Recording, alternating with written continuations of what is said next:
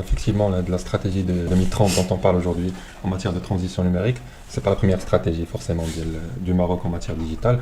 Ça avait commencé depuis des années avec des plans stratégiques, des fois des stratégies, etc.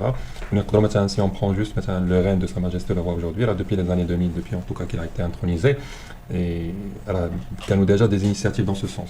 Notamment à l'époque, parce qu'on venait juste de libérer le secteur télécom, donc on avait un plan 2004-2008 pour les télécommunications. Et c'est ce qui a permis d'asseoir les infrastructures de base des télécoms, de parler Internet aussi, avec des objectifs justement de démocratiser Internet, de pouvoir justement réduire la fracture de la société dans ce sens. Juste après, j'ai le plan stratégique, la stratégie e-Maroc 2010, qui était lancé en 2005, qui était un plan quinquennal, justement pour développer et mettre en avant le Maroc sur le plan international. Et c'est là où on a commencé à parler un petit peu comment attirer les investisseurs étrangers dans le domaine des technologies de l'information et de la communication, donc les TIC. Et 2010, on a eu la stratégie Maroc numérique 2013. Et d'ailleurs, le budget, il a été doté d'un budget de 5, quelque chose milliards de dirhams pour la stratégie de 2013.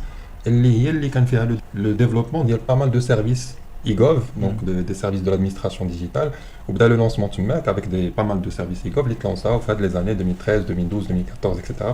Grâce à cette stratégie-là. Ou par la suite, on va avoir Maroc Digital 2020.